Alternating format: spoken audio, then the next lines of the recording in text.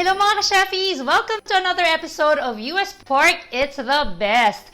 I would like to thank all of you for always watching my episodes. Sana naman ay meron kayong natututunan at naluluto nyo ito para sa inyong mga pamilya.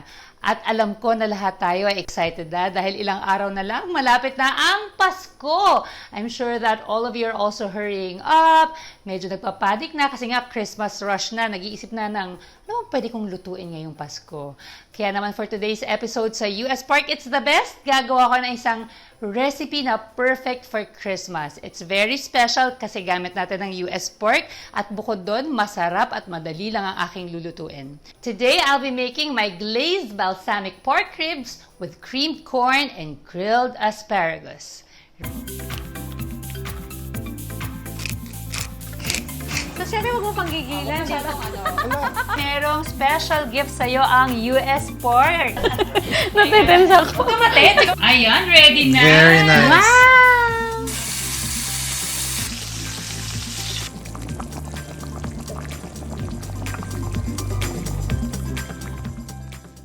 Okay, let me first get our US pork from the chiller. Here. So for this recipe, I'm using US pork spare ribs. Paano nyo ba malalaman kung US pork ang inyong binibili? Of course, you should always look for the sticker. Ayan, para sigurado kayo na it's grain-fed to perfection. Of course, we'll be flashing on the screen kung saang mga supermarkets kayo makakabili ng ating US pork. And you could also follow and like US Meats Philippines on Facebook to know more about their products and mga promos. So when we talk about US pork, sigurado tayong safe, clean and healthy ang ating mga pork. Kasi mga American pig farmers, they make sure that they clean their barns and farming equipments routinely yan to make sure na yung kanilang mga pigs grow up in a safe and clean environment. Like us, di ba, sa ating kitchen, we make sure that it's clean, even our homes, sigurado dapat malinis yan para tayo healthy and at safe ang ating living condition. At ang kanilang farm uses biosecurity, o diba, ang high-tech, para na monitor nila yung nangyayari dun sa farm, kung sino yung mga pumapasok doon, at nagpa-practice sila ng mga safety protocols talaga naman, para sigurado sila na walang makakapasok na hindi dapat at na-minimize yung safety threats. And the American farmers closely work together with the veterinarians para sigurado silang walang sakit ang kanilang mga pigs. Kuha lang ako ngayon ng aluminum foil. Pag sinabi pa naman natin na mga spare ribs, di ba, parang isipin ng mga tao, naku, social yan. Di ba? Bagay na bagay sa Pasko, which is true. So we have here aluminum foil. Nagpapainit na ako ng ating oven. It's heated at 350 degrees Fahrenheit or 175 degrees Celsius. So we just need to get our pork spare ribs. Okay, one at a time. Dalawa ang ating lulutuin ngayon. So lagyan lang natin siya ng oil on both sides. Okay. And then we season with salt and pepper. So we do it on both sides. Kayo ba pag Pasko, anong hinahanda nyo sa pamilya nyo? Nako dyan, pagkasabi kasi nating Pinoy Christmas, hindi mawawala yung mga mechado. Meron din may lengwa, may caldereta. Diba? Ano pa ba? May lechon.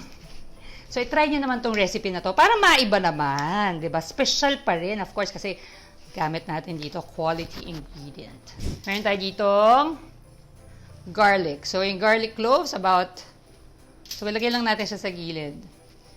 Ako kasi ginagamit ko usually 10, but it really depends on you. Pero mas talaga mas garlicky flavor siya. So, lagay lang natin siya underneath. Also, our parsley. Okay. Walang tayo dyan. O, diba? Fresh na fresh. Kuha tayo ng mga ilang pitas. So, lagay din natin siya dito sa ilalim. And we need thyme. So, if you can find fresh thyme, okay yan. Kung dried thyme, pwede rin. So, pampalasa. Just place it on top. And then, we cover this with another piece of aluminum foil. And just, ganyan nyo lang siya. I-wrap nyo lang yung edges. Let's place this in our rack at i-bake na natin. So we'll bake or roast this in the oven.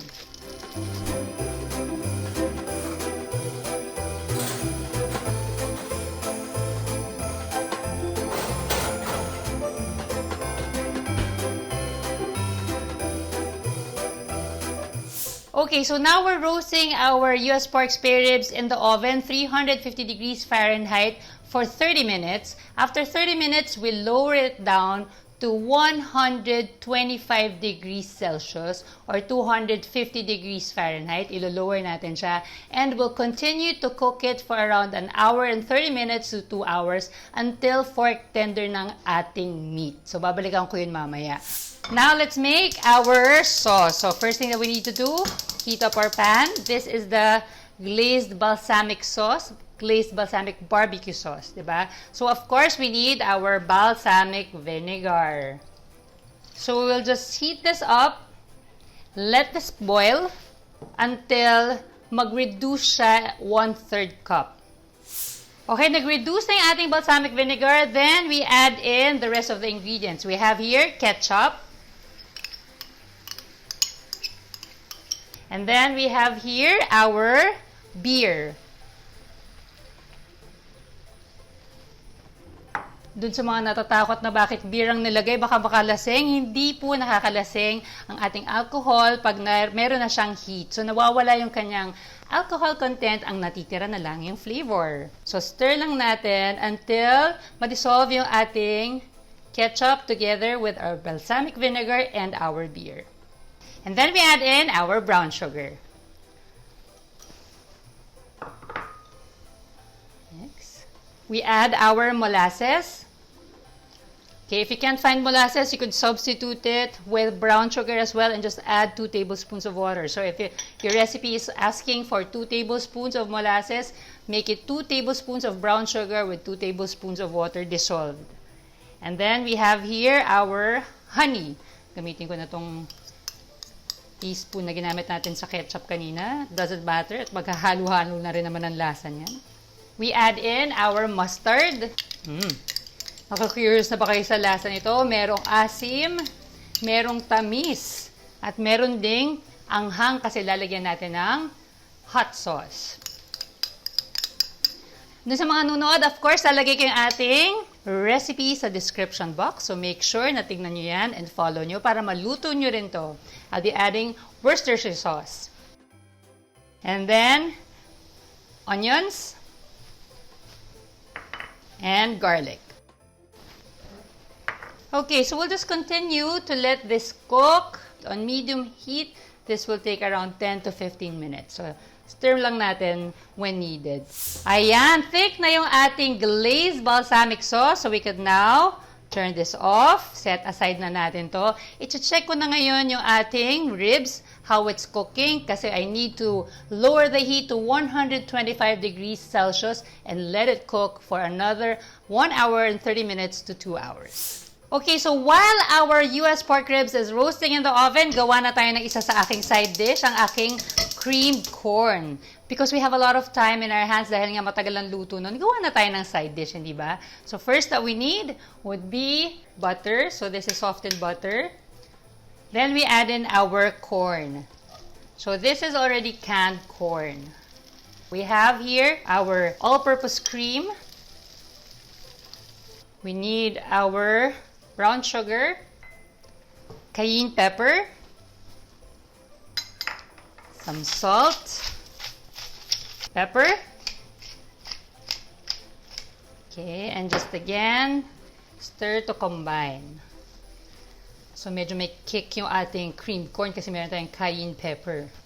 We have here our whole milk and all-purpose flour. So just whisk that to combine. And then we add it to our saucepan. There, so simple. Okay, so just continue to cook this for around 5 minutes hanggang medyo maging creamy na siya. Okay, so actually wala pa nga 5 minutes. Ang bilis na niyang naging creamy because of the addition of our all-purpose flour and milk. So we can now set this aside. Okay, let's do the other side dish, which is our grilled asparagus. All we need to do is get butter. Very simple lang din to. Then we have here asparagus. Lagyan na natin dyan. Melt na natin yan. Para mag-flavor. So, hindi man talaga siya talaga grilled. Parang pan-grilled kasi nga wala naman tayo ditong griller. Pero pan-grilled na rin siya. And then, salt and pepper. So, very simple.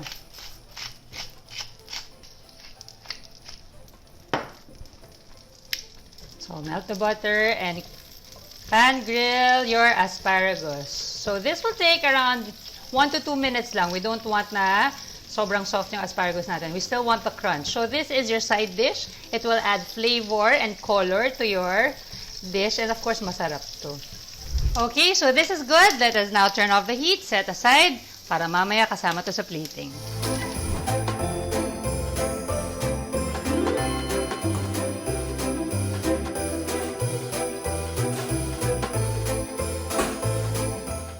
Okay, so luto na yung ating pork spare ribs. Napakool ko na rin siya briefly. I placed it on top of a baking sheet. And now it's time for me to lather it with some glazed balsamic barbecue sauce.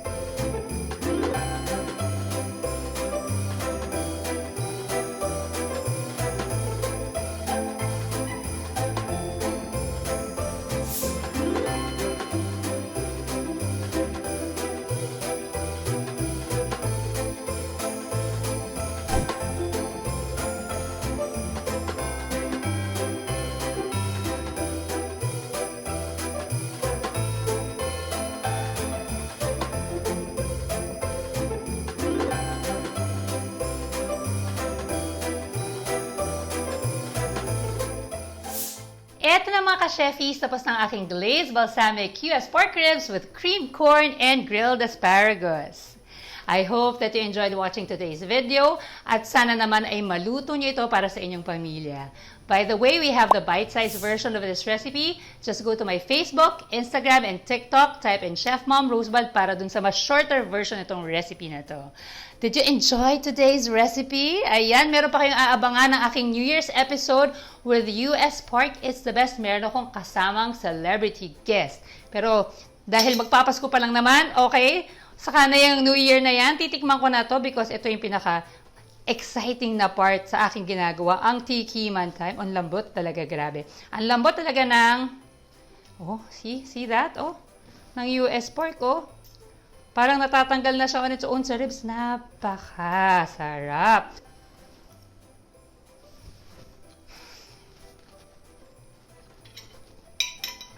So juicy, so tender, so flavorful.